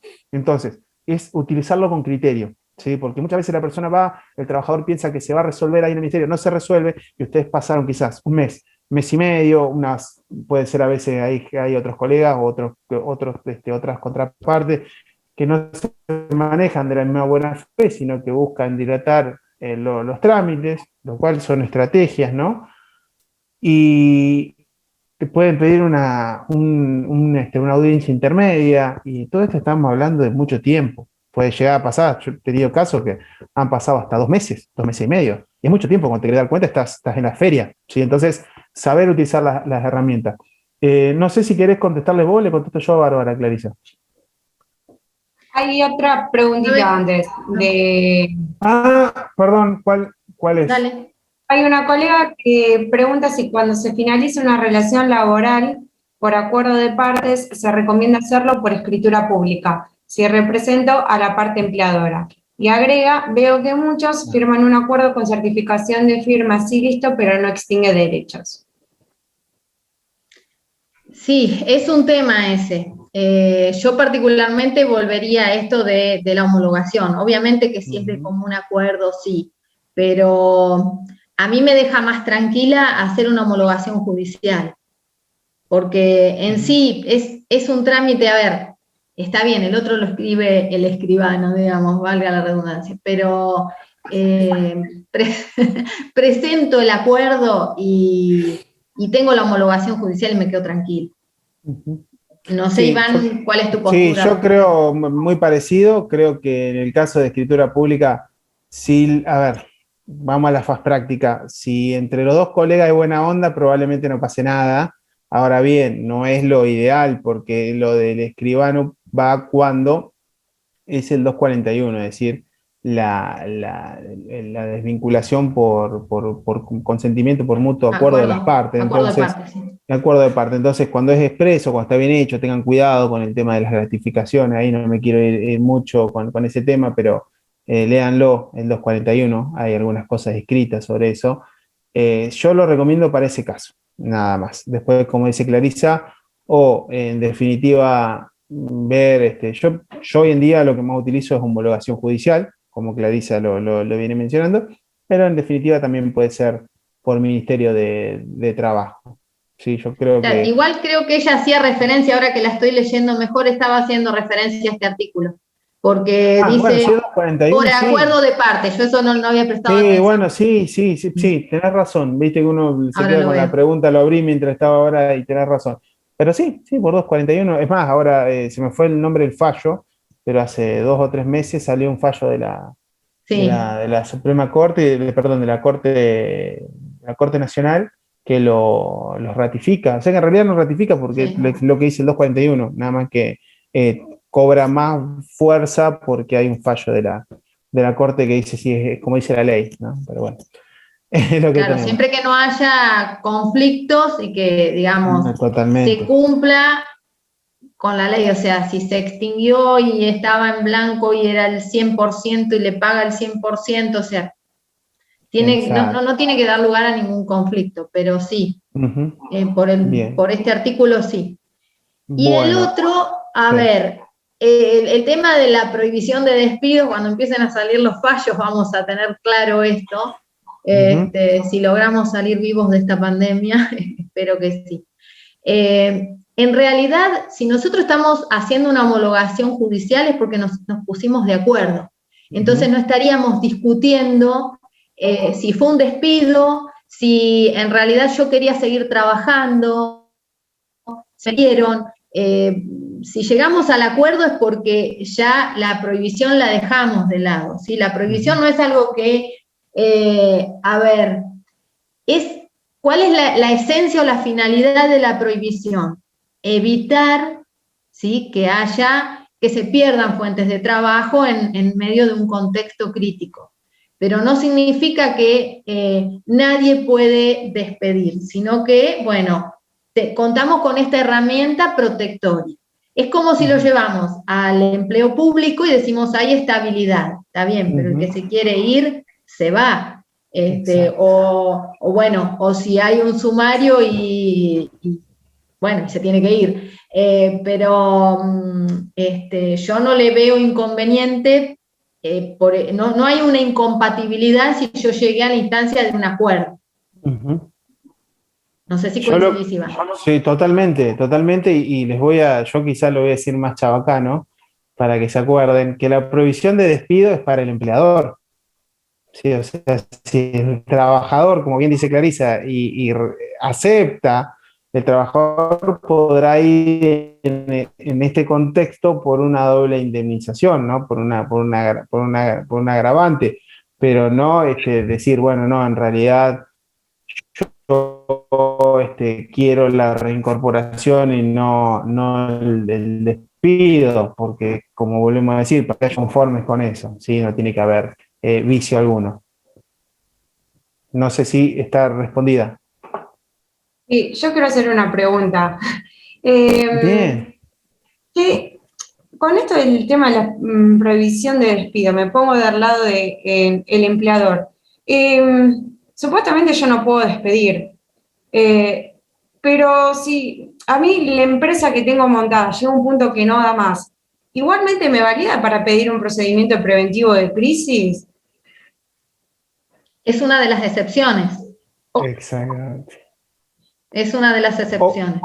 Ojo que no se puede despedir sin expresión de causa. O sea, con expresión de causa se puede despedir normalmente. Sí, también, sí, eso claro. siempre lo hago hincapié de eso. Lo que es la prohibición es la del famoso, la del 245, te despido y te pago un mes por cada año de trabajo. Esa es la que no se puede hacer más en este momento, en este contexto. Dicho muy simplificadamente para que quede. O sea, partiendo de eso, después lo que obviamente dice Clarisa. Claro, porque imagínate una situación en la que de repente tenés un trabajador que vos sos la empresa, viene el trabajador y te agrede, o te falta el respeto, o te robó y lo tenés todo acreditado. La ley no te obliga a que lo sigas manteniendo. Hay una causal, eso es lo que quiere decir Iván. Bueno, no sé si hay más preguntas sobre esto o se nos está yendo la hora, Iván. Sí, no sé por eso, wow. Estaba mirando un poco lo que queríamos hablar, porque bueno, el ministerio demanda lo que es la prueba, audiencia, viste, causa, como que hay muchas cosas. Quizás, bueno, pasamos un poquito a lo de la demanda.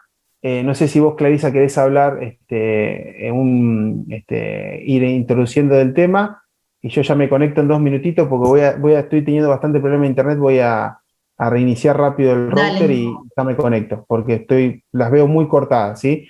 Si vos querés introduciendo en el tema de lo que es demanda, y ya me engancho de vuelta con usted. Perfecto. No hay problema. Dale. Bueno, en realidad lo que yo les decía hoy, bueno, vamos a dejar un poquito para adelante esto que tiene que ver con el principio de congruencia y con la invariabilidad de la causa, ¿no?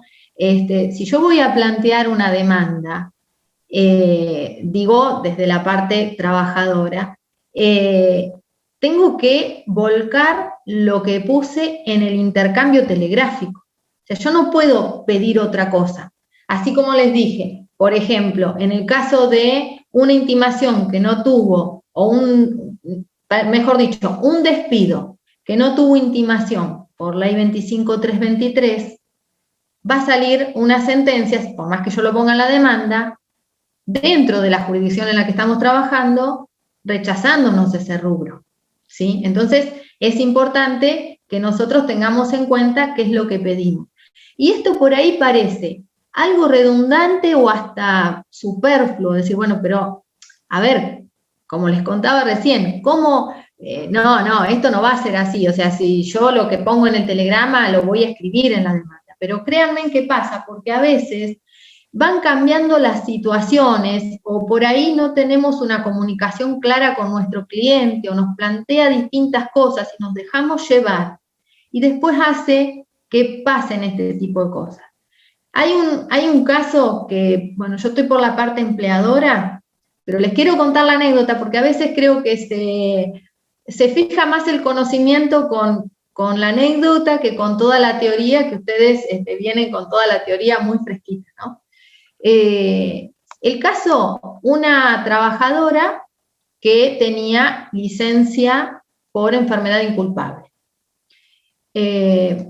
Pasa el tiempo, ustedes saben que lo que es enfermedad inculpable, los periodos de licencia van a variar.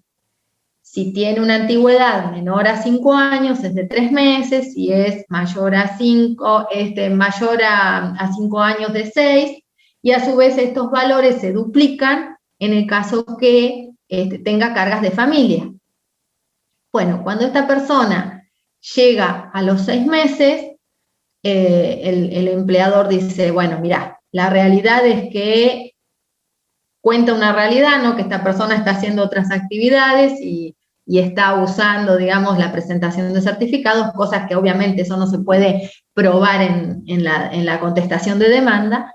Pero bueno, digo, bueno, a ver, ¿cómo estamos con esta persona? Bueno, tiene una hija de 18 años actualmente, entonces estaba la duda de si estaba estudiando o no, si estaba a cargo o no, pero lo cierto es que nada de esto lo sabían porque como es una empresa chica, se conocen, pero nada de esto estaba acreditado, o sea, técnicamente la persona no tenía nadie a cargo, pero sí tenía más de 5 años de antigüedad.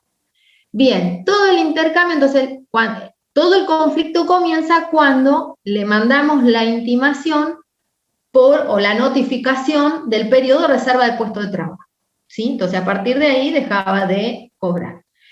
Claro, ahí empezó el problema. Entonces, ella primero mandó telegramas diciendo que tenía la hija. Bueno, y que la hija estaba realizando estudios y todo. Bueno, hasta ahí veníamos, bueno, acredita, acompaña tal cosa. Después dejó de plantear esto y salió con otra cosa, yo ahora no me acuerdo bien cómo venía el tema de, pero estaba con esta cuestión de que tenía el alta y que le habían negado, que era mentira, o sea, después sí presentó certificado, pero nunca fue a la empresa con el certificado. Pero ella plantea, ahora tengo el alta, o sea, todo esto estamos hablando a una semana de haberle dado la reserva de puesto. Tengo el alta y no me dejan ingresar, ¿sí? Bueno, obviamente, ¿qué hace? Se considera despedida. Bueno, quedó ahí en la duda el tema de si era enfermedad, no era enfermedad, si era la licencia extendida a 1 año, 6 meses, bueno. Vamos a ver qué pasa cuando llega la demanda, porque no quiso arreglar por el importe del ofrecimiento que le hicieron. Bien, llega la demanda. Cuando llega la demanda, ¿cómo se imaginan ustedes que vino esa demanda? No se la imaginan. Bueno, pero uno puede deducir, a ver, va a plantear, o sea, va a acompañar certificados de nacimiento, certificados de estudio, va a ir por ahí, aunque en realidad no se consideró despedida por eso, sino que se consideró despedida porque supuestamente después de 6 meses y que se quejaba que no la dejaban 1 año de licencia, de repente, misteriosamente, a los 15 días tuvo el alta médica. Y supuestamente no la dejó entrar a la empresa. Bueno, a ver cómo lo plantea, estábamos hasta... Bueno, ¿saben cómo vino esa demanda? Presentó una enfermedad profesional. O sea, esta enfermedad que la estuvo declarando durante 6 meses como enfermedad inculpable, que estuvo planteando que a ella le correspondía 1 año de reserva de puesto de trabajo, todo eso que les estoy contando no lo menciona en la demanda. Y en la demanda lo que plantea es el esfuerzo que hacía y todo en una enfermedad que después de iniciada la demanda, presenta un reclamo en la superintendencia.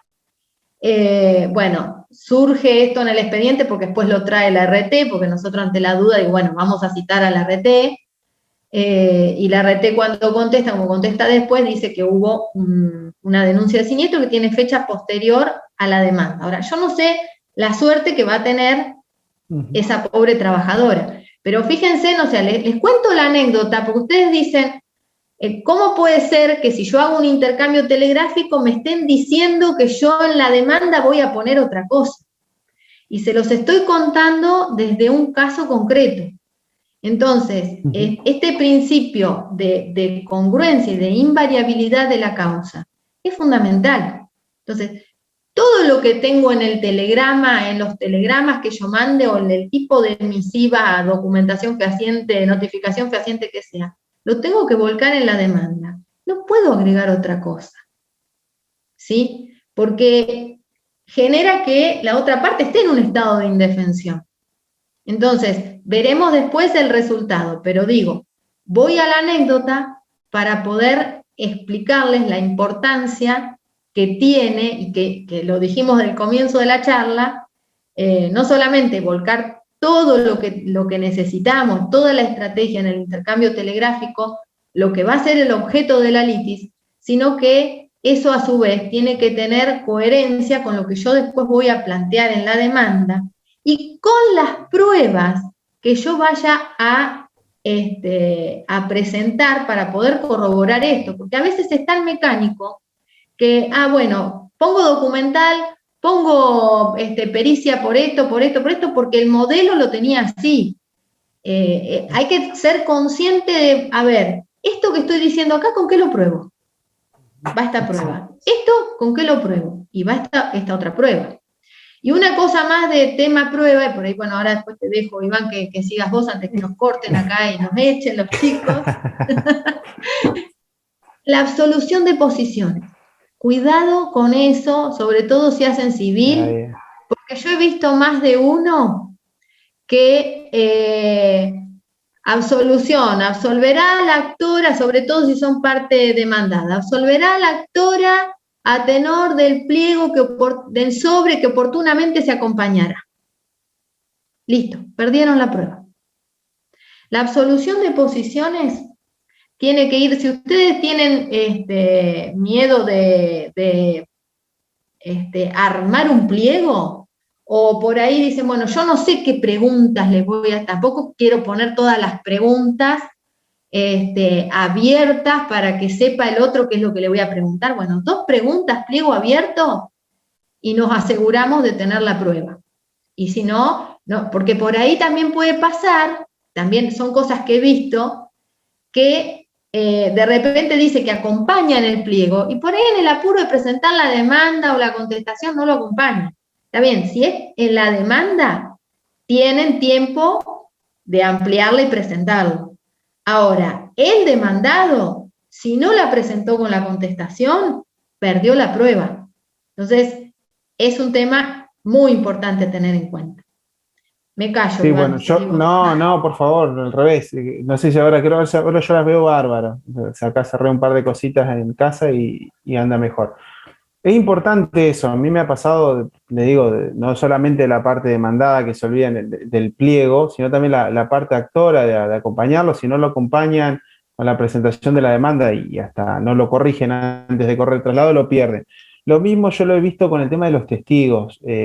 Saben que los testigos pueden poner 5 testigos, o sea, se pueden pedir más de acuerdo a la complejidad del caso. No he visto que le hayan dado muchos en nuestro tribunal, acá de Mercedes, por lo cual siempre yo lo que recomiendo es tratar de poner la mayor cantidad de testigos que ponemos y los suplentes. ¿Por qué? Porque después o fallecen, o no van, o se tiran para atrás, o pasa un montón de cosas. Entonces después me vienen y me preguntan, doctor Iván, de acuerdo a la confianza, me dice, mirá, fulanito no quiere ir, ahora me cambió, ¿puedo cambiar el testigo? Y no, ya no. O sea, una vez que ya está trabada la litis, que ya el proceso está en desarrollo, ya no se puede. Entonces también ahí volvemos a ser diligentes con respecto al ofrecimiento de pruebas. Quizá donde más podemos hacer ser un poco más sobreabundantes con el tema de los oficios y la prueba instrumental, que ahí, bueno, se hará, no se hará, y después vos de acuerdo también a la posibilidad. Muchas veces yo he visto que en demandas hacen oficio a la ferretería, el tornillo de Catamarca. Y vos decís, bueno, ¿cómo lo va a diligenciar? Bueno, no sé, capaz tiene un conocido, ¿no? O a veces lo ponen pensando que puede llegar a haber algo como una cuestión estratégica, y bueno, después de última se desiste o no se hace. Sí, eso no hay problema, pero sí en la parte testimonial, sí en el tema de lo que es la documental y principalmente los telegramas, con el ofrecimiento que decía Clarisa, ahí tener con los testigos, tener particular cuidado con eso. Una estrategia que a mí me sirve desde lo particular es notificar a los testigos, a las personas que van a tener, darle un pequeño formulario muy sencillito a los testigos, informándoles o que firmen, que están informando que fueron ofrecidos como testigos dentro del proceso, siempre y cuando la confianza entre las partes lo permita. ¿Sí? Entonces ahí es como que, bueno, si bien no tiene una validez legal rotunda, pero sirve como para decir a la persona, bueno, firmó, se comprometió y sabe que fue ofrecida. Entonces después, cuando pasan 1 año, 2 años, 3 años, dependiendo de la complejidad, y da la vista de causa, decir, bueno, che, mirá, vos te comprometiste, aunque sea por el lado de la moral y de la obligación, vayan, ¿no? Porque me ha pasado de tener resultados positivos con un testigo, y me ha pasado de tener resultados negativos con 5. Entonces, obviamente siempre calidad sobre cantidad. Los mejores testigos son los compañeros de trabajo. Acuérdense siempre que en las testimoniales siempre le van a preguntar por la razón de sus dichos, es decir, ¿por qué sabe o cómo sabe eso que está diciendo?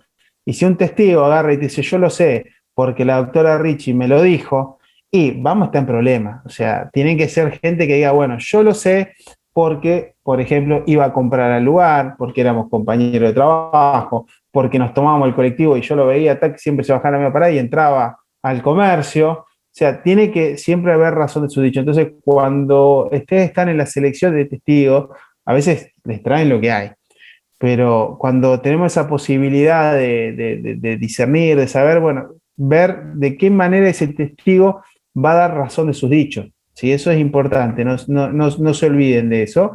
Y sobre todo, explicarles que tienen que, yo creo que yéndome un poquito ya a la prueba testimonial, ¿no? Ser claros en lo que dicen. Si hay algo que no sepan, no lo saben, que no intenten fabular, porque realmente en el tribunal y en la vista de causa se ve eso, se nota muchísimo.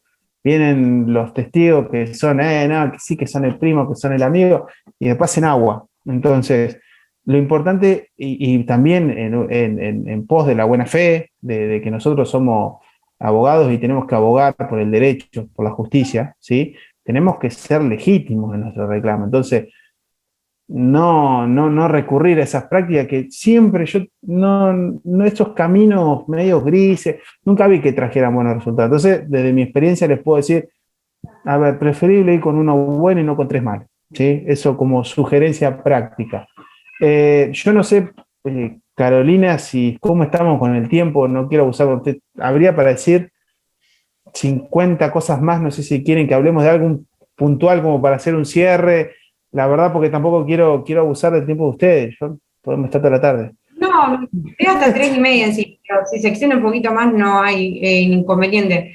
Si tienen algún tema que no hayan todavía llegado a dar y lo quieren dar como para dar un cierre, no hay inconvenientes. Yo no sé, te propongo, a ver, si hay alguna duda o algo, la pueden hacer ahora.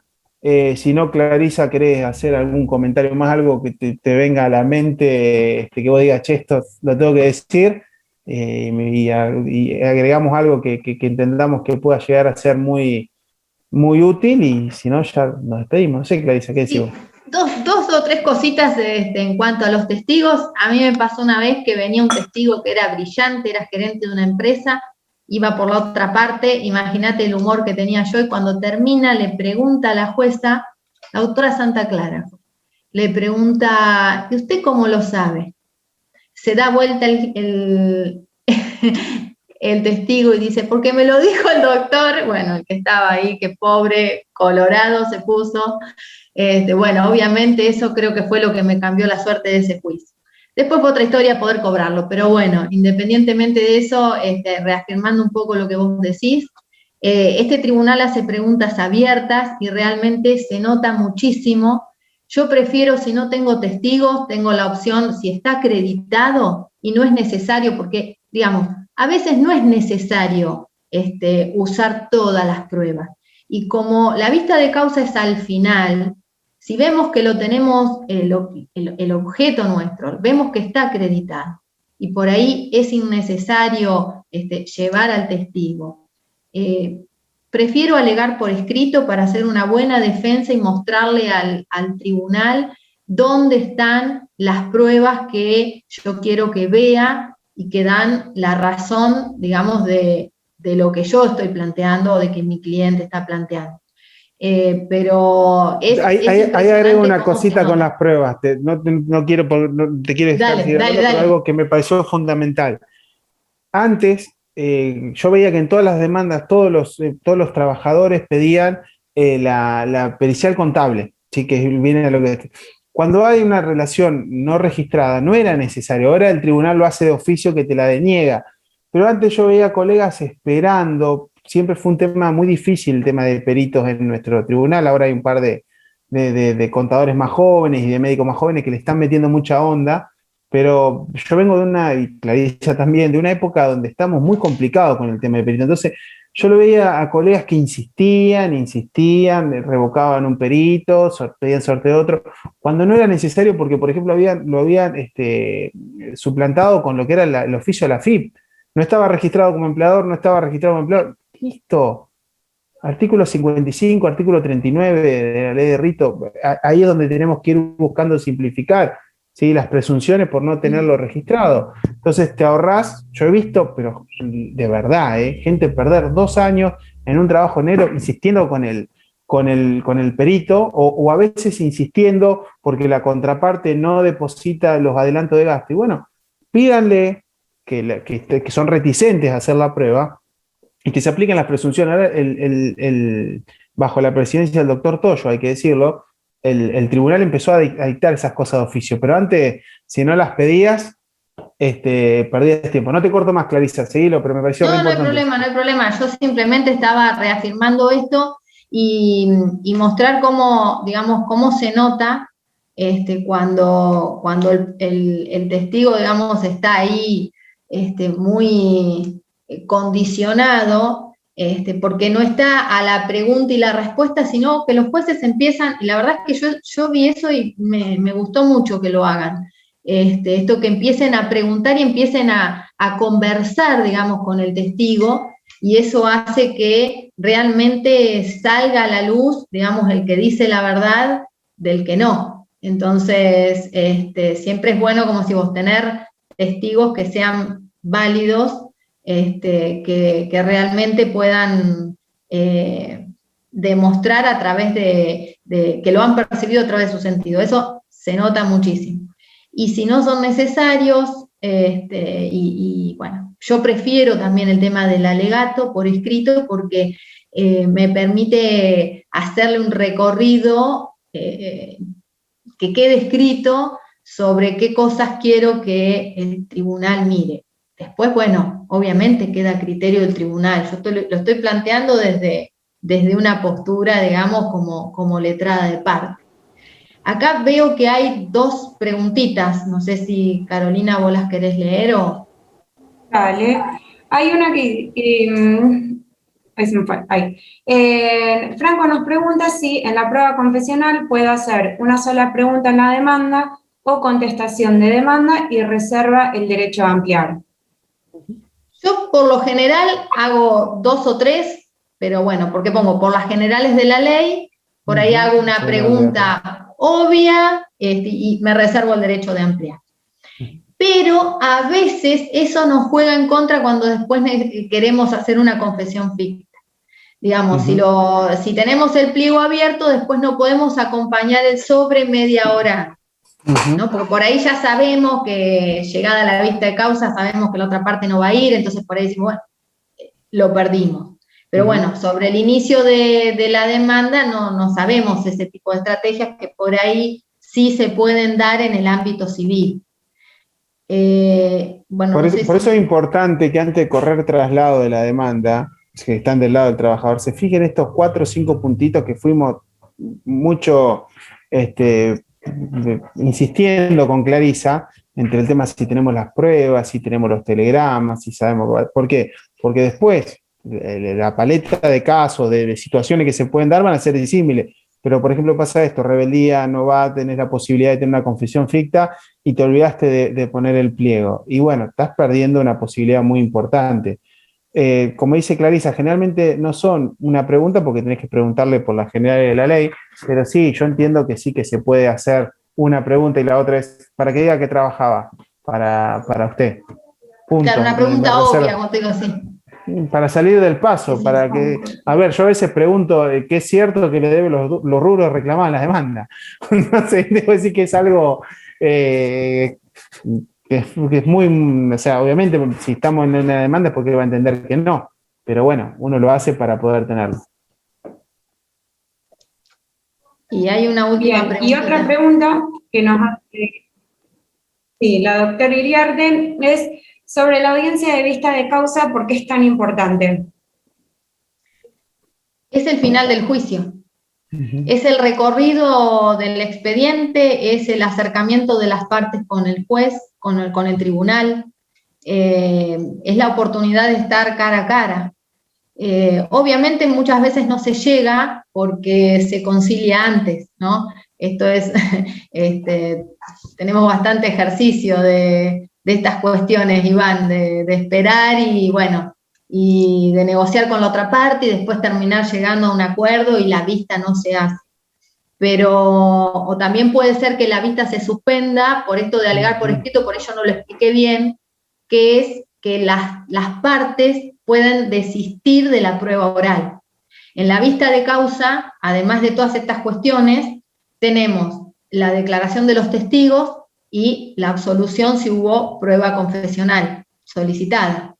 Entonces, como en el caso del Tribunal de Mercedes, que hacen preguntas libres, es la oportunidad de los jueces de estar con las partes y interiorizarse, porque a veces inclusive pensemos en que hay actividades que son determinadas o, digamos, específicas, por ahí no tienen por qué saber cómo funciona. Entonces también le sirve a los jueces esto de interiorizarse y ver realmente de qué se trata, ¿no? Y de ver también lo que dice cada parte, de escuchar a cada parte y de escuchar a los testigos. O sea, es la parte oral de todo el proceso. Sería interesante que funcionaran por ahí las audiencias de conciliación para no tener que atravesar todo un proceso judicial y después llegar a arreglar el día de vista de causa cuando tenemos en lo que es Mercedes, estamos más o menos a un año, están fijando vistas de causa, es decir, yo termino de hacer todas las demás pruebas, pido la vista de causa hoy y me la van a dar para el año que viene, o sea que tengo un año esperando. Pero, ¿qué pasa? Acá hay una cuestión, y prometo que lo digo y no lo voy a desarrollar porque si no vamos a estar mucho tiempo más, pero que tiene que ver con el tipo de actualización. ¿Sí? Mientras estemos utilizando una tasa pasiva digital y estemos usando valores históricos, y les recomiendo leer los fallos de la Suprema Corte de Justicia, Aguiar y Papalia, que son del año pasado, que hablan sobre los créditos laborales en lo que es daños y perjuicios como deudas de valor y que los actualizan. Esto es una cuestión muy importante. ¿Por qué? Porque es lo que dijo Iván muchas veces cuando hablaba del ministerio, ¿no? A ver, depende de qué lado nosotros estemos defendiendo. Esto es una realidad. Si algún día nos tocara ser jueces, vamos a impartir justicia. Pero mientras tanto, nuestro juramento es defender a nuestra parte. Entonces, si un abogado que defiende parte empleadora tiene la oportunidad de defender el patrimonio de su empleador porque el Estado se lo permite, digo el Estado porque excede a la justicia, ¿no? Porque muchas veces tiene que ver con las legislaciones, y bueno, lo va a hacer. Entonces, ¿qué hace? Dilata, dilata, dilata. Entonces, por eso, no es una de las cuestiones, en mi opinión personal, pero es una de las cuestiones por las cuales dejaron de hacerse prácticamente las audiencias de conciliación, porque no tenían éxito. O sea, el que iba por la parte trabajadora iba a la audiencia y la otra parte ni siquiera asistía. Y cuando asiste lo dejan porque total, este juicio va a llevar 3 años más, se va a licuar por la inflación, entonces vas a pagar menos. Entonces hace que todo el mundo termine llegando a la vista de causa, y ahí sí, cuando se ve el riesgo, se entra a conciliar antes de la vista de causa. Eso, o sea, para mí es una lástima porque, digamos, si hubiera otros medios de actualización, quizás las conciliaciones darían más resultados y no sería tan necesario llegar. Ahora, para un proceso en que realmente el conflicto de intereses no está fundado en, porque esto no estamos hablando en cuestiones generales, ¿entiende? O sea, no quiero decir que todo el mundo que es demandado y llega a una vista de causa lo hace porque obtiene una licuación de su crédito, ¿sí? Porque realmente a veces hay litigio y hay una cuestión ahí de intereses genuinos que defender, y por eso se llega a la vista de causa. Pero lo que digo es que así como llegan ese tipo de expedientes que merecen tener una vista de causa, hay muchísimos otros que llegan por el beneficio que otorga, porque es súper rentable. Estamos hablando de, yo el otro día, bueno, en uno que considera del año 2009 un accidente, ¿y saben cuánto dio la tasa pasiva digital ahora? 246%. Y estamos hablando a un sueldo de 1.600 pesos. Y digamos, lo tuve que discutir y no sé todavía cuál es el criterio del tribunal, pero tuve el fundamento sobre Aguiar y Papalia, que hablan de la actualización, ¿no? Pero imagínense, si no le conviene a esa parte dilatar el proceso, aunque sepa que lo tiene perdido. Y no estoy hablando de un empleador que a lo mejor, bueno, estoy hablando también de las ART o los seguros de vida. Nosotros nos pasó hace 2 años en el estudio, contra un seguro de vida, una relación de trabajo no registrada, en la que antes de llegar a la vista de causa, la compañía de seguros se allana, presenta una liquidación de lo que tenía que pagar, para todo esto habían pasado 8 años, con más tasa pasiva digital, y lo depositó. Fíjense si eso no fue una dilación para obtener simplemente rentabilidad. Entonces, por eso también hay que revisar otras cuestiones, pero bueno, eso sería tema para varias charlas después. No sé si le hemos respondido a Silvana, perdón si me fui muy por las ramas. Yo quiero agregar 5 puntitos rápidos, tipo ping-pong, para no aburrirlo. Primero, es fundamental lo que dice Clarisa del tema de la recuperación de los créditos laborales. Ella no lo va a decir, lo voy a decir yo. Lean los artículos que ella escribe sobre el tema. Están frente a una persona que sabe muchísimo del tema. Con simplemente, como dijo Clarisa, con simplemente calcular, adherir o sumar, pasarlo a un valor, cualquier juicio de hace 4 o 5 años, pásenlo a dólares, a heladeras, a autos que te podía comprar, y convirtiéndolo a lo que va a resultar del juicio en el día de hoy, van a ver que la gente perdió por el solo transcurso del tiempo muchísimo porcentaje de su valor, ¿sí? A mí me pasó rápidamente con un crédito que, si lo cobramos en el momento que era la demanda, que cobraba un equivalente a $47.000 de ese momento, ¿no? Hoy en día eso equivale a 7 millones de pesos. Con sentencia a favor y absolutamente todo, con todos los chiches, cobramos 900.000 pesos. Entonces, miren la gran diferencia por solo haber pasado 5 o 6 años, que es mucho tiempo, pero tampoco es como para justificar que un trabajador pierda su crédito. La persona perdió 6.100.000 pesos, solamente por eso, sin entrar a cuestiones de derecho de fondo. Lean los artículos de Clarisa, son muy claros, son muy útiles, tiene modelos para agregar a las demandas, para ayudarnos en esta lucha que nosotros tenemos de poder cambiar el criterio sobre los créditos laborales, ¿sí? Así que no me voy a extender mucho más en eso, pero me parece muy importante decirlo.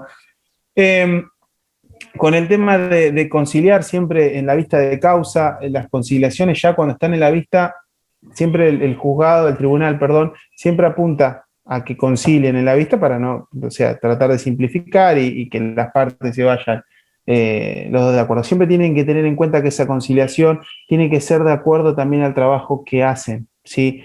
Ya a la vista de causa llegan con todo el expediente armado, casi armado. Entonces es importante que lo lean, que vean, que lleguen a la vista de causa con un conocimiento cabal del expediente, ¿sí? Saber qué son las cosas que probaron, qué es lo que no comprobaron, los certificados, por ejemplo, certificado de trabajo, si lo tiene acreditado, ¿no?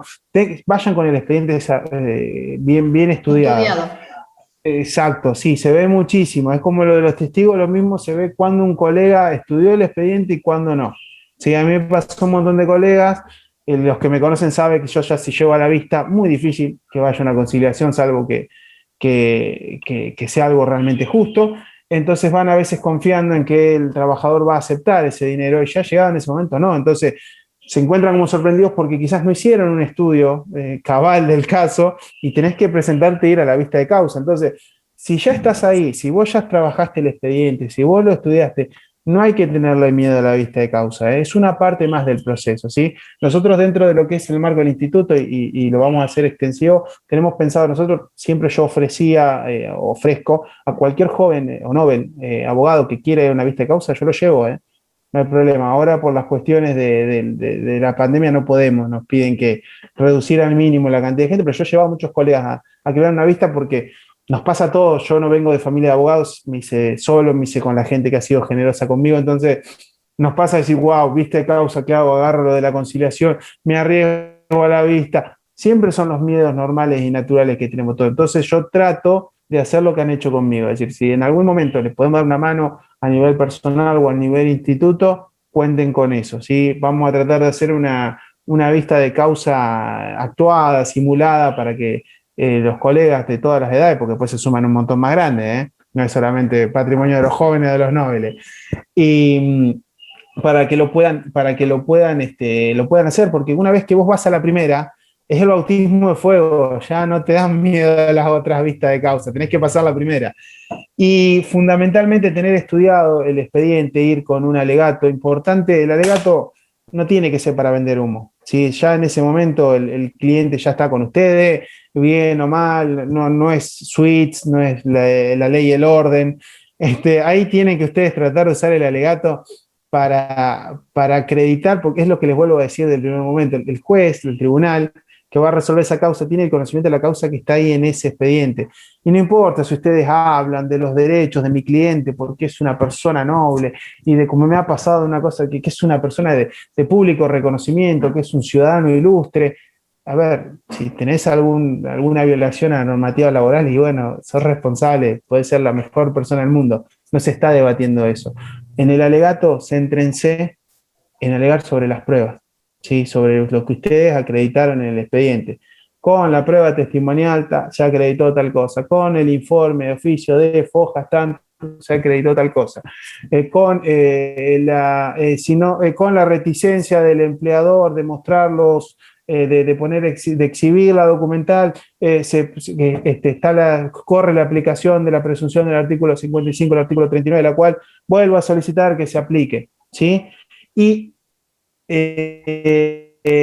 simplemente, si se me había pasado otra cosita, se están suspendiendo algunas vistas de causa por el tema de los grupos de riesgo. Yo lo que suelo hacer, todavía no tengo una tendencia clara, como decir, hagan esto, pero sí lo suelo hacer, es presentar un escrito cuando yo ya tengo la vista de causa, indicando o solicitando al tribunal que le diga a la contraparte que arbitre todos los medios necesarios para evitar una posible suspensión de la vista de causa. Por ejemplo, si hay una persona que tiene más de 60 años y tiene una enfermedad crónica, que le dé poder al abogado para poder estar en la vista de causa. ¿Sí? Por ejemplo, se me ocurre que la mayor causal de suspensiones. No tengo todavía un resultado claro, como si me lo siguen o no me lo siguen. Pero bueno, yo lo empiezo a pedir, me parece que es un lindo consejo para que lo puedan explicar. No los aburro más. perdón. No hablamos más. Claro. Bueno, la verdad, Yo, también, sí. sí, perdón, estoy con problemas de conexión, por eso parezco muda, pero tengo un montón de cosas que fui anotando mientras los escuchaba, por eso adhiero a lo que piden los participantes de que hagamos otra. Así que bueno, después por ahí podríamos ponernos de acuerdo. Yo por ahí no quería interrumpir y además que no me anda bien la conexión, pero me quedé con algunas cosas para preguntar, así que cuando puedan hacemos otra porque me encantó. Bueno, Iván, no los aburrimos. Bueno, buenísimo. No, para nada. Vamos todavía, vamos todavía. Bueno, la verdad que personalmente adhiero a las palabras de mis colegas que escriben en el chat Para que nada. vamos a querer tener. Excelente disertación, Clarice, Iván, la verdad súper claro, pura, en realidad pura práctica. Así que bueno, ojalá podamos contar con ustedes en otra charla más. Desde ya, agradecerles por el tiempo, por contarnos desde la experiencia, por sumarnos muchísimo a quienes recién estamos transitando el inicio de la profesión. No tengo otras palabras más que de agradecimiento y bueno, también agradecer al área académica. Bueno, yo agradecerles de vuelta a todos por esto, la verdad es que la hemos pasado re bien con Iván, la idea era esto, decir, bueno, hablemos bien práctico las cosas que nos pasan, algunas anécdotas, porque por ahí desde ahí es como dar un poquito la experiencia y que eso se lo puedan apropiar y les pueda servir. Y lo que dije al principio, ¿no? Son cuestiones que simplemente a nosotros nos pasó primero porque, bueno, el tiempo así lo quiso. Pero que no es más que eso, estamos en un pie de igualdad, así que yo encantada de, si les es útil, que podamos organizar otra charla con Iván y bueno, y que ustedes puedan tomar, digamos, nuestros tropiezos, nuestras cosas y que, bueno, que les facilite el ejercicio de la profesión. Bueno, yo les agradezco realmente la invitación, saben que disfruto muchísimo esto, me gusta mucho poder compartirlo, poder estar con ustedes, dar un poco todo lo que uno recibe, saber que la colegiación y el colegio no solamente es un edificio a donde vamos a pagar la matrícula, sino que es esto es colegiación, esto es parte de ser del colegio, de ayudarnos entre colegas. A ver, la experiencia no solamente se aprende la experiencia propia, yo aprendo muchísimo de Clarisa compartiendo con ustedes, de las preguntas, todo es válido. Lo que sí, yo me voy a hacer el estrella, les digo que sí, que vamos a hacer otra charla, pero tienen que tomarse de tarea que anoten algún par de cosas que les interesan. Para nosotros quizá ir a la médula, ir directo a lo que a ustedes les gusta. ¿Sí? Como dijo Clarisa, lo que sabemos se lo vamos a volcar y lo que no le diremos no lo sé, ¿me entendés? Entonces, es tan claro como eso. Pero me gustaría que de ahí, desde la comisión, puedan captar las inquietudes y lo hacemos, si no, retomamos de donde estamos y lo volvemos a dar desde otra óptica, porque la verdad que hay mucho para hablar. Pero bueno, no aburro más, bueno, me dicen que no aburrieron, pero gracias, creo que nada más, gracias de vuelta. Simplemente eso, invitarlos también a participar del instituto. Tanto Camila como Carolina tienen mi teléfono, lo pueden pasar, pueden seguirme en las redes y lo sigo, o sea, nos comunicamos por ahí. Tenemos grupo de WhatsApp en el instituto que quizás, a ver, no vamos a hacer, hay preguntas a veces un poco más técnicas, pasamos fallos, otras cuestiones que quizás son más puntuales, pero también nos ayudamos y bueno, Carolina está dentro del grupo y sabe también y ha preguntado y creo que nunca ha pasado nada, nadie le dice, no, ¿cómo vas a preguntar eso? Todo lo contrario, bienvenido porque ese que a veces calla y no pregunta y el otro se nutre de eso, entonces está bueno, tienen mi teléfono, me pueden preguntar, estamos dentro de los canales del instituto, de mis redes personales, no hay ningún problema, ¿sí? Y coordinamos cuando quieran, nos juntamos nuevamente.